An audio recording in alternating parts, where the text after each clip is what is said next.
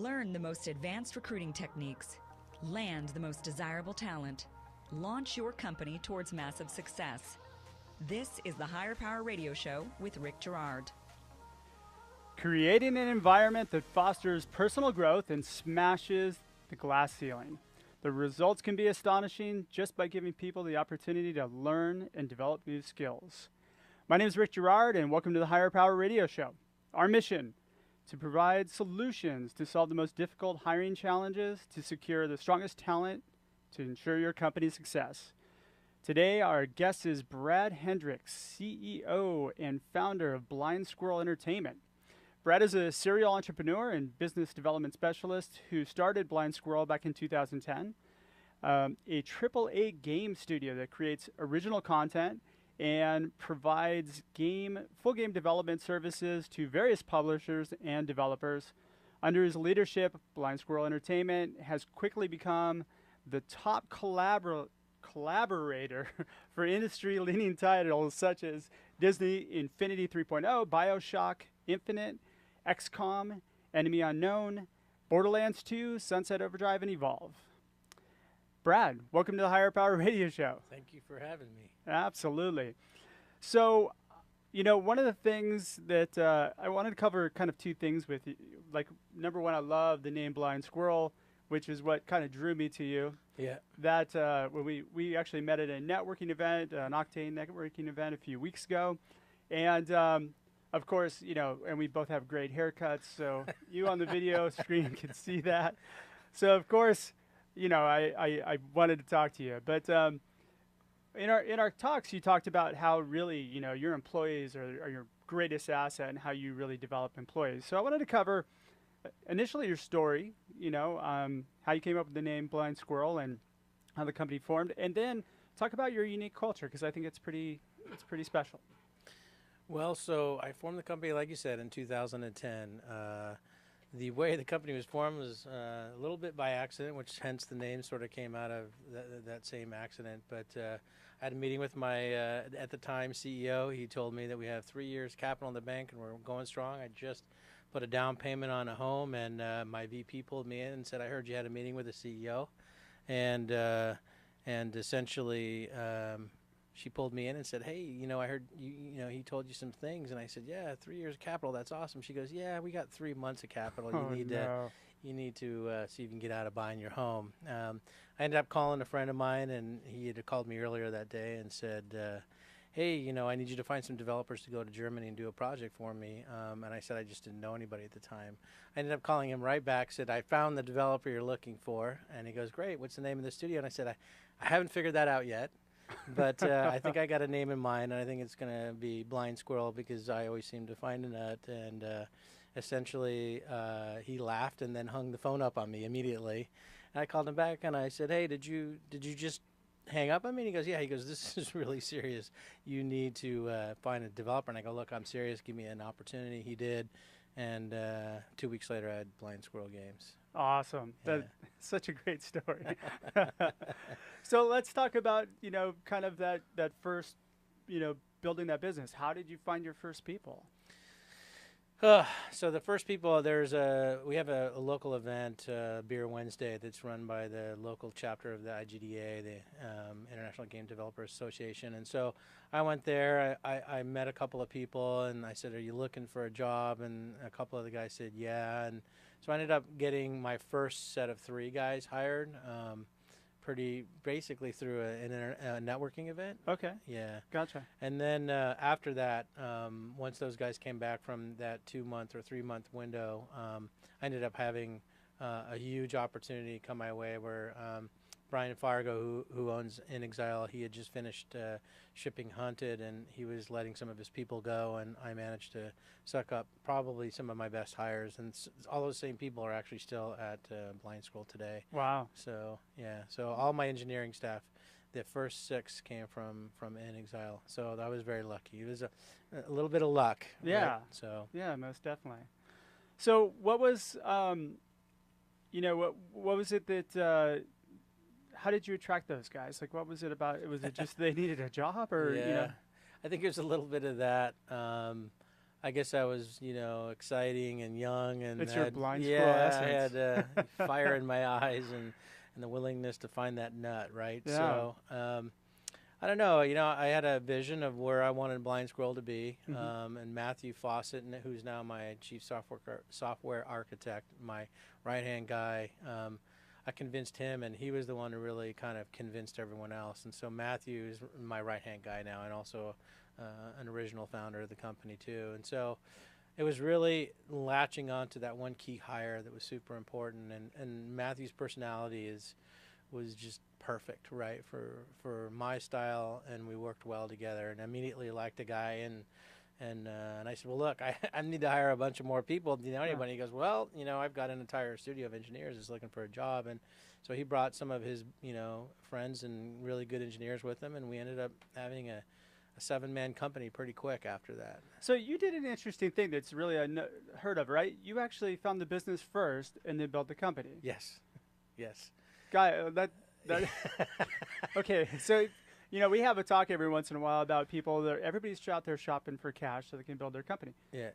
Why not find the business first and do it that way? I mean, I wouldn't do it any other way, to be honest. If you had to do it again, I wouldn't change that at all. That was my background, is a lot of biz dev stuff and tying, developers to publishers. So I knew all the guys making the money decisions. So finding the business was easy. Finding the people is actually more difficult. Oh, yeah. Absolutely. And so I found the business. I had business in hand. It makes hiring a lot easier because I have something tangible that I can offer them. Sure. Money, yeah. right? Yeah. And so it's better than, hey, I can give you some stock. Well, and I ended up doing the same. No, but I mean, yeah, I can't pay anything, but here's some stock. Yeah. Right? I've been in those situations. Those don't always work out, but yeah. It was a little bit of luck and finding just the right key guy. And Matthew's always been, right there for me, and a key individual, I think, for Blind Squirrel Games. So yeah. That's outstanding. So you built a core team, right? Yeah. Where did it go from there? We just started landing. It started out small. We were an engineering shop strictly, and we started landing engineering job after engineering job, and primarily through the same client that gave me my first shop, because these guys were really good. We always did things on time and on budget, and so they liked it that we were fairly cheap because we were small. Yeah. And they kept giving us business. It became dangerous years later because they were still one of our larger clients, and so we shifted that a little bit over time.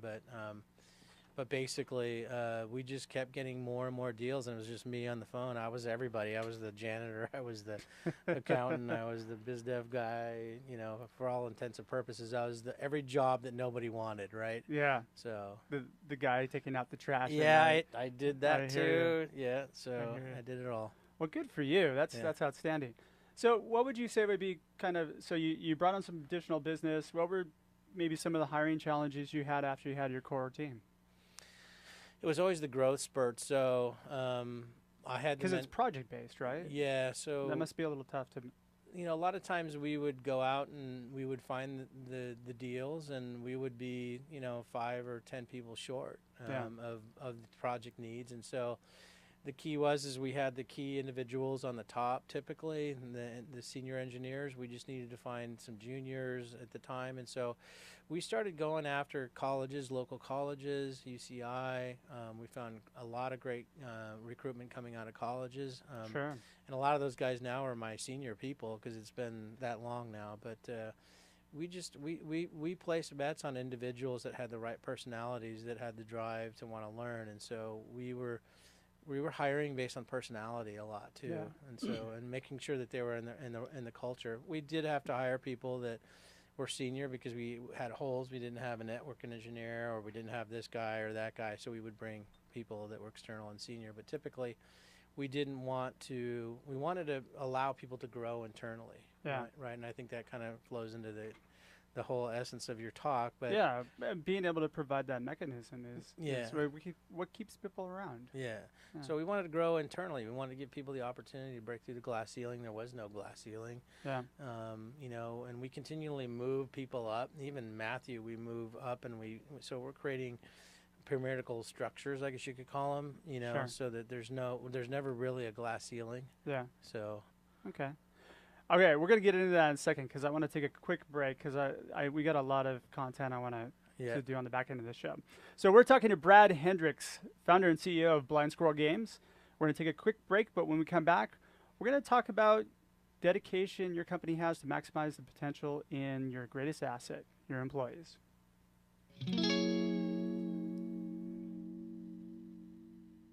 Learn the most advanced recruiting techniques.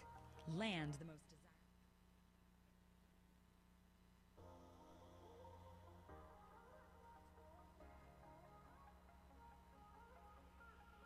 You're listening to Higher Power with Rick Girard, giving you access to recruiting techniques that will help you hire key talent to build your company towards real success. Rick is a recruiting executive and entrepreneur who's been successfully recruiting in the aggressive Silicon Valley technology landscape for the past 2 decades. After a very successful stint at Apogee, he founded Stride Search in 2012. Based on a lean efficiency model, Stride has uniquely positioned itself as a leader in retained search for the most critical talent hires within a small organization. Whether you're a startup executive or recruiting professional, by listening to Higher Power with Rick Girard, you will walk away with skills to help you attract and hire great talent. Now back to Higher Power with Rick Girard. Welcome back to the Higher Power Radio Show. I'm your host, Rick Girard. And today our guest is Brad Hendricks, CEO of Blind Squirrel Games. So we just covered, talking about the story of Blind Squirrel, and now we're going to talk about your unique culture. So let's talk a little bit about kind of your culture, how it started, and how you evolved it first. Well, we always try to create a family kind of culture, family environment culture. A lot of the guys that were there originally had kids. Not all of them had kids, but we wanted to create sort of that kind of close family kind of culture. And so the way we did that is we just started doing stuff together. It wasn't just like I went to work and I see those guys and I went home. We started hanging out and creating a very intimate sort of environment. As we grew is when the problems started coming up. I didn't know people. When we went from 50 to 122 in 6 months, I didn't know half the office. That's a spurt. We started doing things that were interesting. We created programs that actually were sort of like match a face to a name, game. And so we created games to actually start memorizing people's names. That was helpful. But we needed something more to keep people in sort of that sort of family culture in place. And so we hired it's my wife at the time. She transitioned from HR. We felt there was maybe some conflict of interest there. So we moved her into an ombudsman position. And the ombudsman, and all she does is schedule stuff with the HR department that's fun. Sure. Events once a week, all the parties, and just keeping people motivated and together and doing things that are not necessarily work related. Got it. Keeping them cohesive. Yeah, exactly. Getting that bonding, I would imagine, was it especially a challenge when you did that quick 6-month growth spurt. Yeah. Well, now we're hiring again now, and so it's really important to maintain the culture, and so that's all she's dedicated to doing. Plus, what we've done is we've followed. I think Blizzard does this model, but they put professionals in different organizations. So we have an individual in the engineering group, and you have an individual in the art department that basically fosters the growth of the individual. So what is it that you want to do, right? Kind of like your mentor. Yeah, or your right. So, but instead of having it your boss, we wanted somebody to be external and be objective, right, and non-biased, right? Okay, so you pair like an engineer with somebody who's in a totally different department? No, it's just we've split out an engineer, and all he wants to do is to help engineers within the group grow and be better employees. And so it could be anything, right? It could be personal growth. It could be job growth. And the guy we have in there is just his personality is perfect for it. And so we're doing the same thing in art, and our design department is growing, but it's still pretty small right now. But we'll do that there when they get big enough. Same thing in production. And so we just want people to feel like there's opportunity for growth. And now you're doing something kind of unique, though. Then you mentioned that with kind of eliminating the glass ceiling, right? Yes. What is it you're doing there? Because that was pretty special. So because of the number of projects that we have rolling, is what we do is we give in each department, art or engineering, we'll put them as a lead, and we'll promote people to be a tech director, for that project, or a lead for that project. So there's a lot of upward mobility based on projects, and because we're doing so many in a given year, Sure. the opportunities to be a leader there are many in a given year, and it allows us to build individuals up to be better managers and better employees. And we're very ambidextrous. We teach people how to do many different jobs. We don't just do it like a typical large developer will, is you just do this thing, and that's all you're going to do the whole time you're here. And you don't probably get a lot of that, well, that's not my job. Yeah. Right? No, a lot of people, they'll try that, then they realize that that's not who we are and what we're about. And it's better for the employees. I think a lot of people, when they first come, they're not used to that, especially if they've been in the industry for a while. Yeah. But once they sort of get into it, they realize, I've always wanted to learn rendering or artificial intelligence or networking or something, and we'll teach them that. We'll sit them down with somebody that's senior and understands it and said, here's how you do it, here's the framework, start it out, go learn it. Yeah. And a lot of people come out of, even though we don't lose a lot of people, but a lot of people are, when they started to compared to where they are today, are much, much better employees, much better engineers, much better artists, and so forth. Well, you've effectively kind of disrupted the machine. The machine is you go in, you do your piece of the work, and you become an expert in that, right? Yeah. So you're allowing them to be a little bit of a generalist or to kind of flow into something new. Yeah, and if they want to stay focused, I just want to do this, we'll let you do that too. I mean, sure. We'll let you do what you really want to do, where you're going to be most productive. And a lot of people like to learn, and so you know.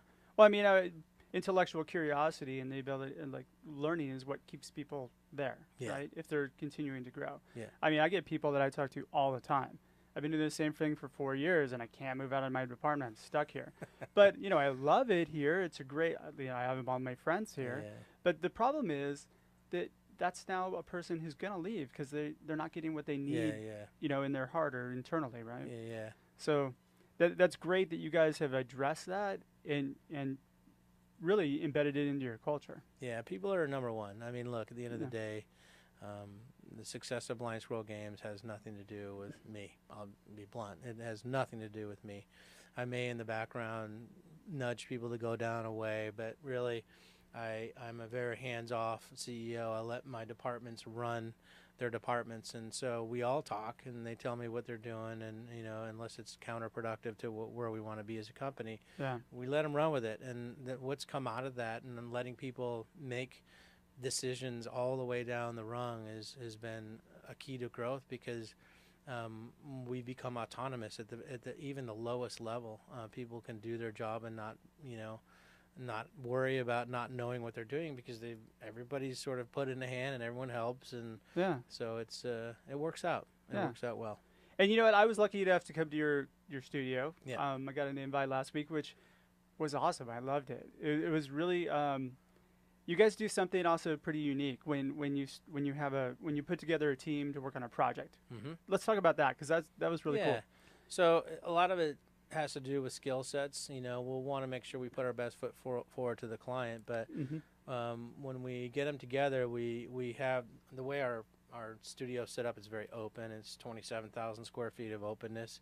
So what we do is we have these round areas, these cubes that are round in nature, and we can put, I think it's 8 people inside each round area. Mm-hmm. So what we'll do is we'll move. We'll literally get people up and we'll move them. So they're constantly shifting. So no one's sitting next to the same guy forever. Every 6 to 9 months you're getting up and you're sitting somewhere new with new people, and so that helps too. Yeah, but, absolutely. I mean, change is. Yeah, it helps. It's fantastic. My IT department and facilities department hates me. I'm sure they hate you for that. Sorry, Ron. But I did notice one of the guys moving a few desks when I was there. He had to hire somebody new because of the sheer number of desks we're moving. So, but we do that for a reason. It allows so this is the first step for the new tech director or the new art lead or the new engineering lead, is get his team, pick his team that he wants to work on in the next project, and then you decide where you want to sit. And so there's a lot of leadership issues in there, and it's a lot of people getting together that typically haven't in the past. Yeah. And then, and then it's usually a lead's new opportunity to be a lead. So you get to be in charge. Hopefully, the wheels don't come off the bus too fast, but it's a teaching experience. But getting people together in these pods, so they interact with each other. They turn around, somebody's right there, they can ask questions, and we'll put as many of the team members. If it's a 30 or 40-man team, we have to separate them a little bit by department, but that's how we do it. But so great. And now you also do an open forum thing where you allow people to kind of share their ideas and utilize some of your company resources to do this, right? And in the past, in our employment agreements in the past, we basically, if you work on anything, we own it. And I think that was sort of counterproductive to the environment, because a lot of people weren't sharing their ideas with the company because they were afraid of losing their ownership. And so what we've done is we're in the process of creating what we call sandbox environments, and these environments are essentially at 4 o'clock every day or every Friday. What we do is we say it's open forum. Now you guys can get up and you can go use our equipment and our all the technology. Here's an engine and here's all the stuff that you need to build a game. Go build a game. If you want to give it to us and share it with us, and we'll do our best to help it get made, great. If not, that's okay too.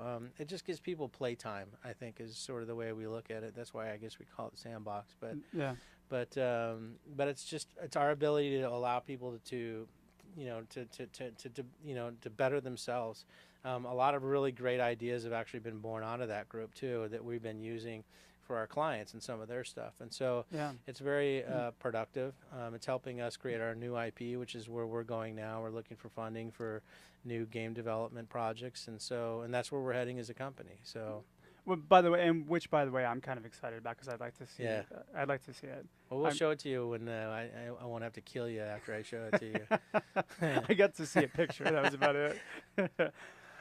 Okay, so Blind Squirrel is hiring right now, correct? That's correct. All right, let's talk a little bit about that. What type of person's going to do really well at your company, and how can we help get the word out to the Higher Power Radio community to get people to look at you guys? We are hiring in all disciplines at the moment, from art all the way to some internal infrastructure, operational issues. So all over the board right now. The type of people that we're looking at, so engineers and art people, we give them tests depending on what level they're at. If they're super senior, we don't typically do that because we know historically who or what they've worked with, or one of our people have worked with them in the past. So, but typically at the senior to below that, we'll give them tests. So, and they're tests that we know that we're going to learn from what they're doing and how they're doing things, and how they think and how they process things, and all that kind of stuff. So. So that's real helpful for us in hiring on people. The type of person, it's when you come in, if you feel like it's a good fit for you, then and it feels like a good fit for us. There's personality issues. A lot of the times, we're not.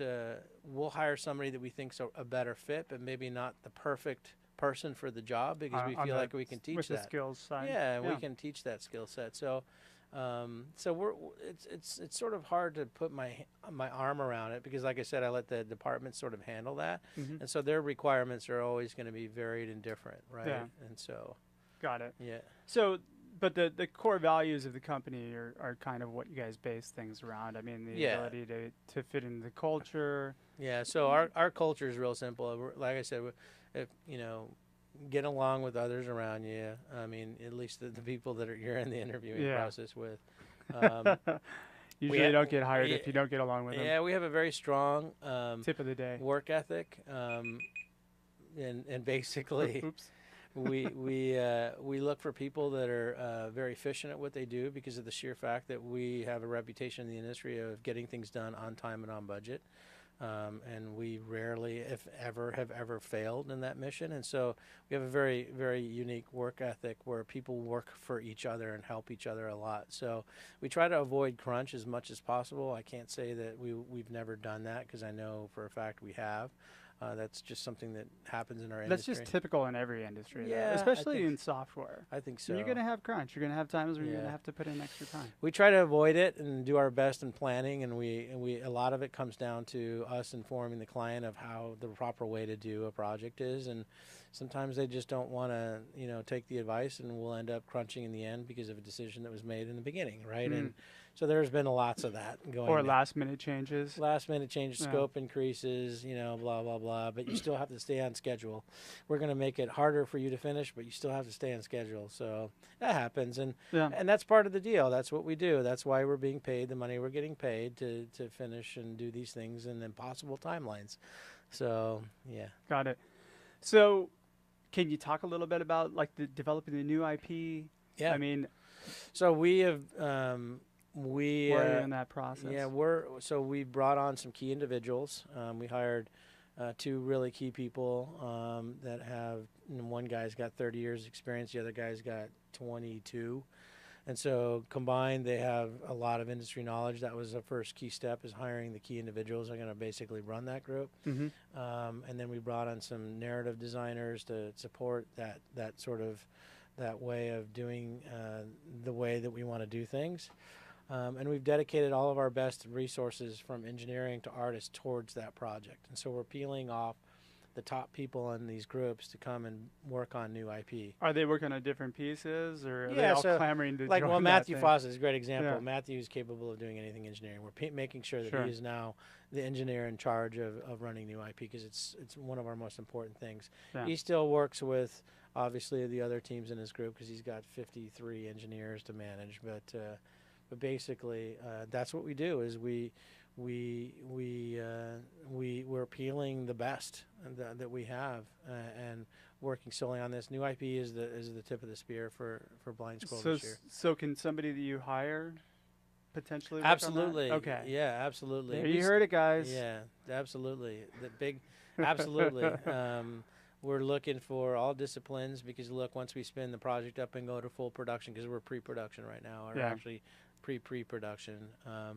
So once we get into production, we're going to need to bring a staff on. Absolutely. Okay. Very cool. So, all right. Well, hey, thanks for sharing that with us today. So we're just about out of time for today's show.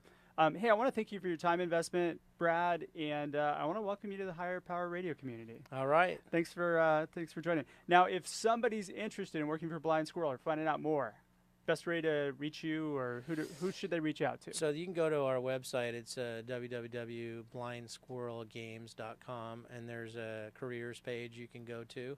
I believe the email is info@blindsquirrelgames.com. Could be careers. I think it's career. It might be careers too. Yeah, careers.com. Yeah. Both of them go to the same spot. Cool. And so that's a good way to see what's available.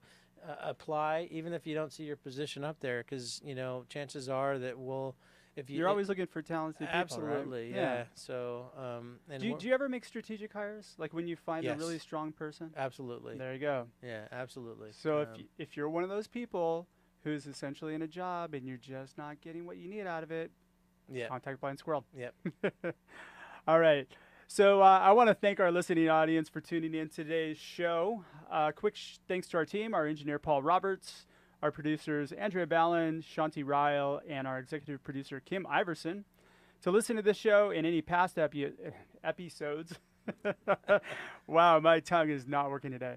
You can check out the Higher, H-I-R-E, powerradio.com or Higher Power Radio on iTunes. For the latest show insights, you can follow us on LinkedIn, Facebook at Higher Power Radio Show, or follow me on Twitter at Rick_Girard. Tune in next week, as our guest will be Peter Polydor, the founder and CEO of Ergo Capital. I'm your host, Rick Girard, and you have been listening to the Higher Power Radio Show. Thank you for listening to Higher Power with Rick Girard on OC Talk Radio.